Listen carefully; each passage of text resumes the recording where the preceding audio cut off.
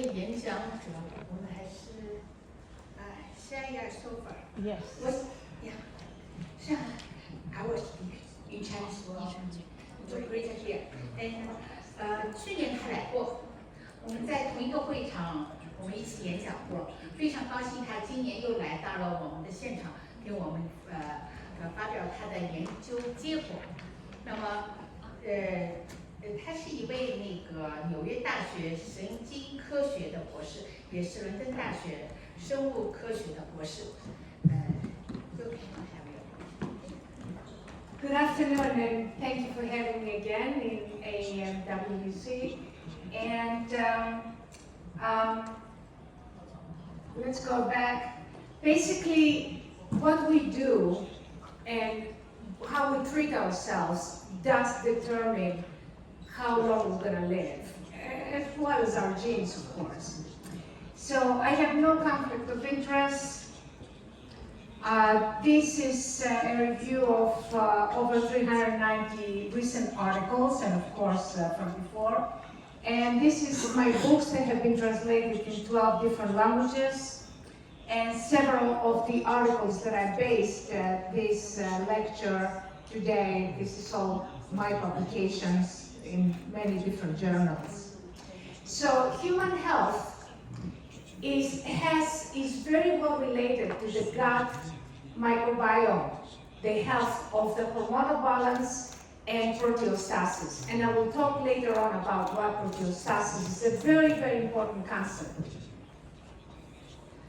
Now, the gut microbiome is basically a group of microorganisms. It's a group of bacteria, but they're good bacteria that they can actually sustain our health. And there are also what we call archaea, like ancient mechanisms that have been there. And it's about 38 trillion of microorganisms, almost as many as the cells in our human body. So the gut microbiome is affected by both genetics, of course, but also the lifestyle. So like I said, what we do every day, what we eat, determines how long we're going to live. So that's a very important consideration. So you have the lifestyle habits, unhealthy diet, smoking, alcohol, sugar, fat, antibiotics, excessive proteins, inactivity, and stress. Basically will create several problems that have to do with gut dysbiosis. And then you have the probiotics, exercise, and of course other lifestyle aspects that will lead to what we'll talk later about, the proteostasis. Very, very important concept. All that will basically lead to increased antioxidants, the lipid metabolism, low gut inflammation. And inflammation is aging and disease. Basically, that is the basis of aging and disease. Cancer is inflammation. So the gut inflammation is associated with what we call hormonal imbalance. When the hormones are imbalanced, we're treading into shaky ground. We cannot basically afford to kind of go on. Our health is disturbed. And there's a lot of things that can come with this, like cramps, diarrhea, bloating, gas, food allergies, acne, psoriasis, difficulty concentrating, several other conditions, heartburns, skin rashes, all kinds of joint pains. Pain is inflammation. And of course, there are a lot of benefits for using probiotics and aid in weight loss. It will help for weight loss. And again, I don't want to say the probiotics is the beginning and the end of health. It's just an aspect of it. There's a lot of aspects, and that is an important aspect, especially for older individuals. It does improve digestive health, it protects against infections, it increases nutrient absorption, improves brain health, but not in itself. It has to be in combination of a healthier lifestyle. It cannot just be, okay, I'm going to take probiotics and that's it, I can be healthy. It's not true. So I don't want to deliver the wrong message today, because it's a lot more complicated than that. So anyway, probiotics is like microbes, and the prebiotics are the food for these probiotics, for the microbes that are associated with the these are the foods that are very good with it. The prebiotics are in tomatoes, in apricots, in onions, garlic. Garlic is very important, leeks, berries, bananas, etc.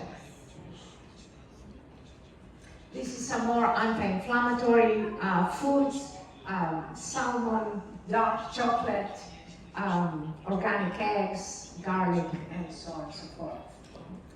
And again, this is the good and the bad bacteria. This is the good bacteria, the lactobacilli, the Escherichia coli, and then you have bad bacteria, basically like the Enterococcus that can create a lot of post-surgical infections, and other bacteria that Chlorostridium difficile, that is basically bacteria that are associated with rotten foods, etc.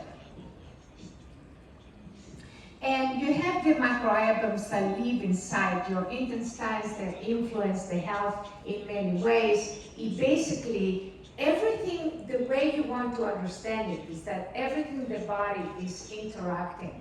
So when it's not interacting properly, then you're going to have the inflammation, obesity, autism, cognitive disorders are going to be a part of it. Metabolism is affected, and immunity, and how all the system interacts. So there are several benefits. This is the benefits of Saccharomyces, a specific probiotic that supports bile and fluid balance and improves gut-mediated immunity and reduces intestinal pathogens, and also reduces gut inflammation and supports the production of short-chain fatty acids. And this is the Bacillus coagulus probiotic, supports immune system, reduces bloating, and improves bowel motility. So you have a normal immune system that is rich and balanced in terms of the good bacteria, and you have a poor immune system that is basically unbalanced, and the bacterial communities are not interacting properly with the entire body, and therefore they affect your health status. So COVID-19 basically disrupts the gut microbiome. So you can see how important that is from that aspect, how many people died from COVID-19. Why? Because it affects several parts of the body, not just this. It affects your immune system, your adaptive immune system. But this is another aspect that COVID-19 will affect. So the gut microbiome also trained T cells to help heal injured muscles and the liver. So it affects basically the vital organs. And the health tragedy of dysbiosis has to do with a number of issues. Reproductive system is affected, the whole system is affected, aging is speeded up, the thyroid function is affected, brain health, adipose tissue, you start getting more weight for no reason, you don't know why, but you just gain more weight. And there's a therapeutic effects of probiotics are primarily attributed to their direct and indirect effect on the GI tract, the gastrointestinal tract. And how this is the National Library of Medicine, so how we're talking about the gut-brain axis, how the gut and the brain interact basically to create that gut-brain axis that will enhance the neural signals, the hormones, the bile acids, and the gut microbiota. So the way you want to understand it is how the gut and the brain are interacting to maintain health. So this is the gut-brain axis, and it has basically a systemic communication between the two leads to health, and a systemic miscommunication between the two has an influence of the neural communication. It has an influence on neurotransmitters, on stress, on anxiety, on mental illness, mood disorders, stress, disease, and a number of other dysfunctions in the body. So everything goes wrong when this brain-gut axis is broken. Then a lot of things can go wrong as a result of that. But what I would like to focus and kind of deliver today is the importance of hormonal balance. And yes, the gut microbiome is very important in that aspect, but there is other aspects that can sustain the hormonal balance. And basically, this hormonal balance you want to establish because all of the neurotransmitters, and neurotransmitters are very important in mental illness. They're very important in depression, in schizophrenia, in manic depressive illness. It has to do with neurotransmitters. So all that, how we feel, how we express ourselves, how we, when we feel confident or not confident is very important, and it has to do with hormonal balance. And again, how the gut microbiome is connected to the brain and how the brain starts kind of organizing everything else. That is a very important message that I would like to deliver today, and how it will reduce the cortisol and the stress, boost metabolism, and regulate the tension. The most important thing that you need to know about hormonal balance is that it has to be balanced. Basically, you don't want to have too much, you don't want to have too little. You just have to have just enough. And that is the most important thing. And when you have hormonal balance, it's like you are on a ground that is moving, and of course you're going to lose your balance and you're going to fall. So this is how you want to kind of understand it. Now, there is a lot of obesity in this world, even China. What is obesity? Obesity is not just, eating, and you get obese. No, it's a systemic problem. And again, it's a systemic problem that will start with the gut microbiome, and then will continue with hormonal balance, and then it goes on and on and on from there. And what happens if you have gut inflammation and hormonal imbalance? You can go to the gym and you're sweating and you're trying and nothing happens. Why? Because your system is not working properly. So that's why all of those things that we're talking about, probiotics, that's why they're important, because they contribute to this hormonal balance that will help you basically regain your health. And what you need to understand is that it's not the actual gym, it's not working out, it's not walking that does the job. It's the hormones, it's how the hormones are balanced. Because this guy, for example, he has an IGF-1 deficiency, and no matter how much he works out, nothing's gonna happen. And this guy doesn't, and what he does is translated into muscle growth. So hormonal balance is a very important aspect of the system. And of course, imbalance is a tragedy. You're gonna lose your hair, you're gonna have pigmentations, you're gonna be very anxious and stressed out, and you're gonna start kind of either holding it in or yelling at everybody, and you're gonna get fat. And the problem, the big problem with injecting hormones is that you don't know how much the system needs. So you're putting hormones indiscriminately into the system, but you don't know how the organism is going to utilize, and if it will utilize, the hormones that you're injecting. So trying to get the system balanced from the inside is the most important aspect of health. So too little insulin and too much insulin, you're gonna gain weight. it has to be exactly in the average range, and probably at the higher end of the average range. Like within the average ranges, it goes above, it's gonna start being problem. Same thing with leptin, okay? Leptin is the hormone that stops you from eating. But if you have too much leptin, the leptin loses its signal, and not only it's useless, you put on as much weight with too much leptin as you would have with not enough leptin. So that's another example to show you that it has to be hormonal balance. And what is the biggest problem with obesity? Visceral fat. Visceral fat is the shape of death. And don't think, say, oh, well, you know, I'm not very fat, I don't have this. Everybody has visceral fat. Even very thin people, when they're older, their visceral fat starts accumulating. And it's very dangerous, and it's basically like a toxic wasteland. It's like a garbage bin. It's like, you know how you're walking in an area that has a lot of garbage bins and it smells so terribly. There's this terrible odor.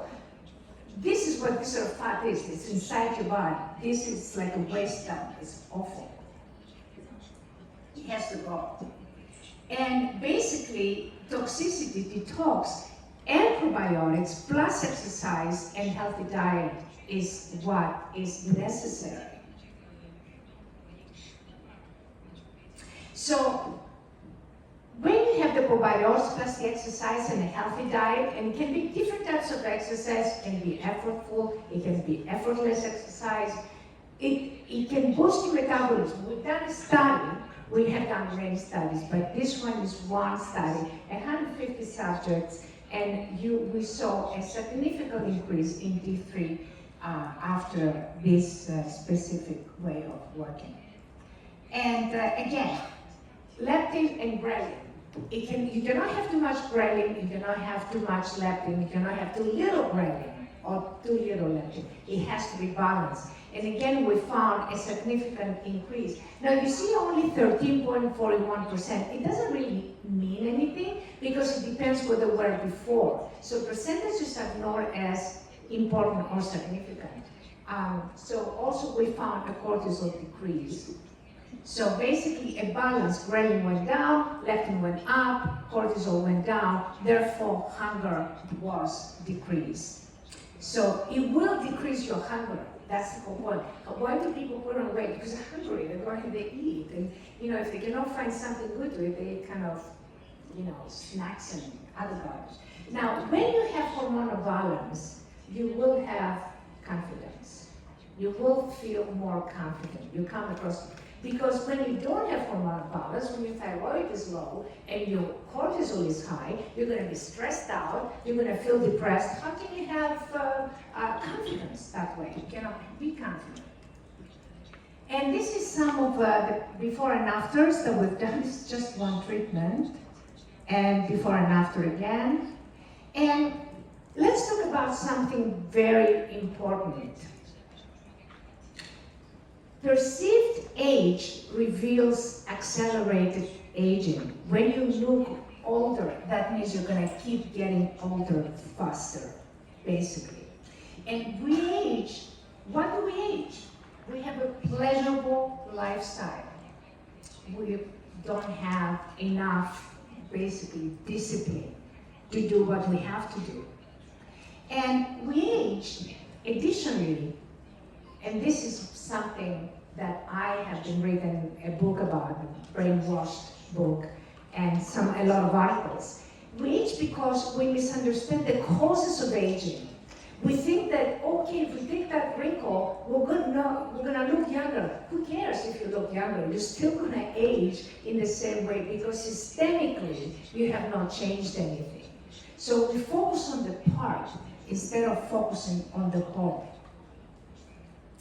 And youth and beauty depends on the interaction of about 100,000 proteins.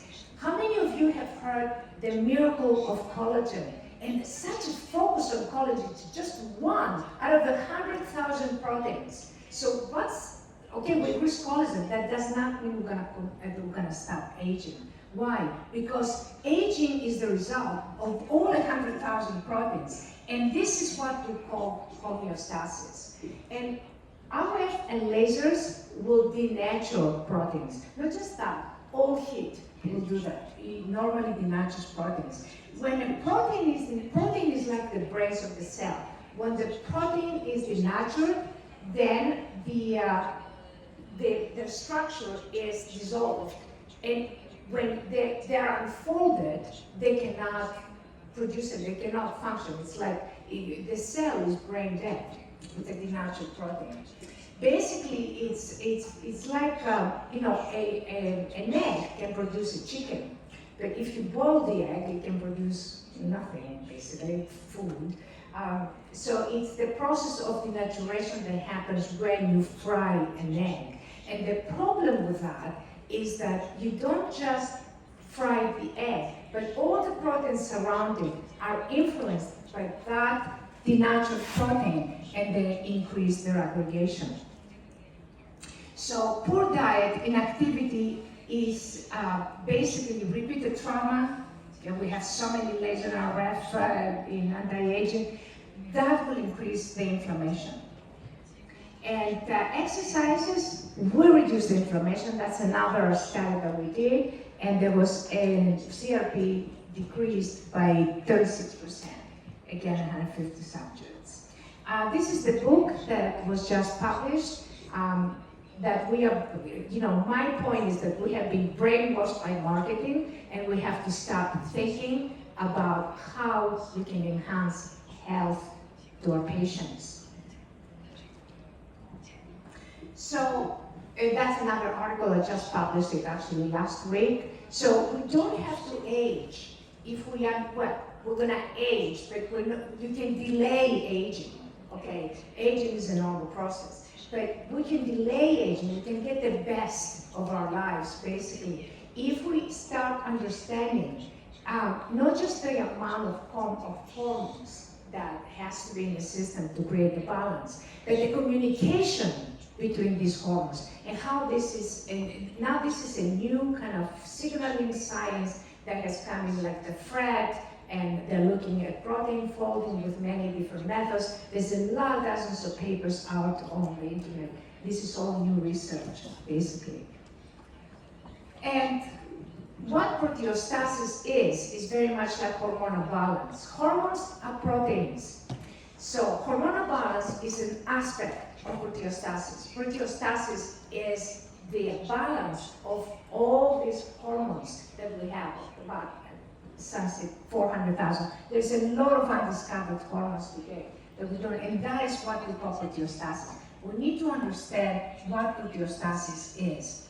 So we don't have to age if we start understanding the interaction of these elements. And I can assure you that as 4 people, we cannot go back in time. It's impossible. However, molecular mechanisms go back and forth in time routinely. Like ATP becomes ADP, it becomes AMP, depending on one phosphate. They put the phosphate again, they become ATP. They go back and forth in time. It is the same thing. Many aspects of our system go back and forth in time only at the molecular level. So focusing on the molecular level and understanding how the molecular level balances different aspects of itself is the secret of anti-aging medicine. This is where we should be focusing. Cellular processes, metabolic processes, regulation of biological processes, macromolecule of metabolism, autophagy. That's a huge kind of mechanism inside that takes care of toxicity inside the cell.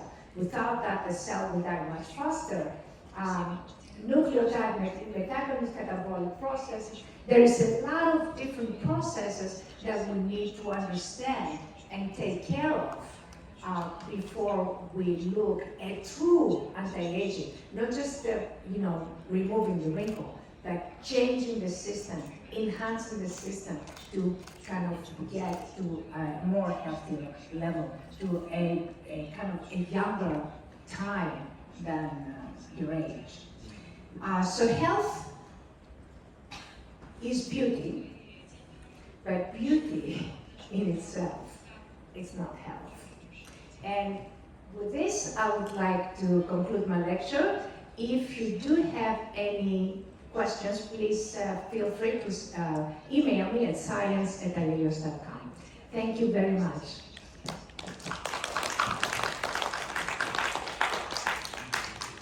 Do we have any questions, or probably no time? Any questions? 有问题吗？可以说中文吗？可以，就是现在，比如日本和国内流行的就是你的肠道菌群不健康，然后吃益生菌也没有用的话，他们提倡菌群移植。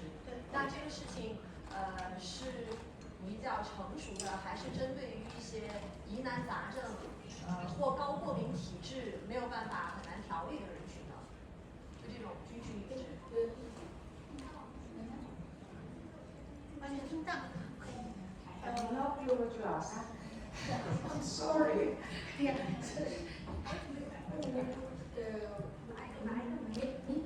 你这中间需要一个吗？还是我？ Probably say the fecal transplantation.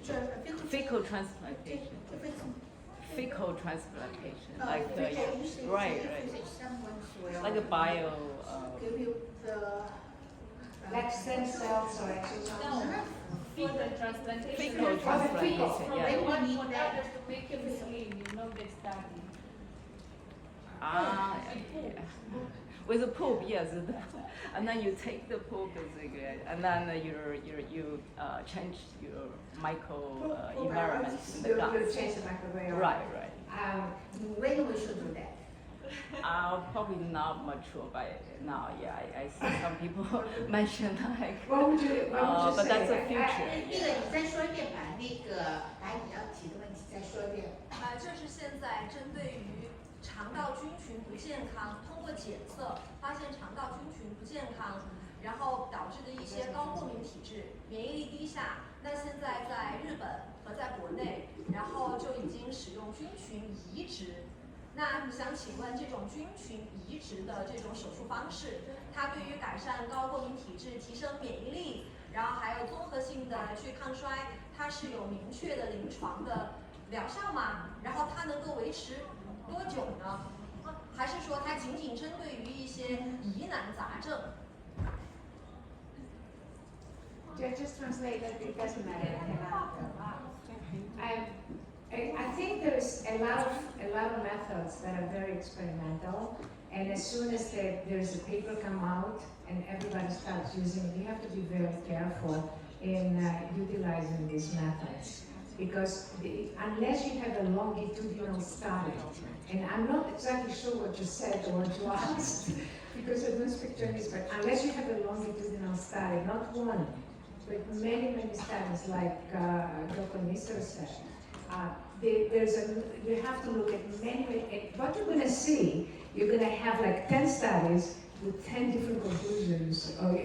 One of them is going to say this, the other one's going to say that. So you have to be very, very careful with kind of adopting these methods and utilizing them. I know you're anxious to find something that is great, but no matter what you do, you go around and around and around, and you come back to good diet, exercise, and lifestyle. You know, no matter what we're doing, we're going back to those three things, basically. 所以这最后表达的其实确认的是，那像肠道菌群移植这种，它仅仅可能是局限于日本或者是某一个国家的一些基础的或者是少案例的一些研究。其实，在国际上，包括在美国，那针对菌群移植的这种手术以及它的疗效、临床，其实并没有太成熟的一些案例或者是一些研究报告，可以这样理解吗？ Okay, why don't you come up here? You're next anyway. 这样吧， Come 等 here. 他那个我等会我来跟你讨论。上请教，不打不上讨论，上请教一下。对，所以现在就是 have a technologies about if we can do that in both maybe in China, maybe in Japan, there was a very for some research. research stage.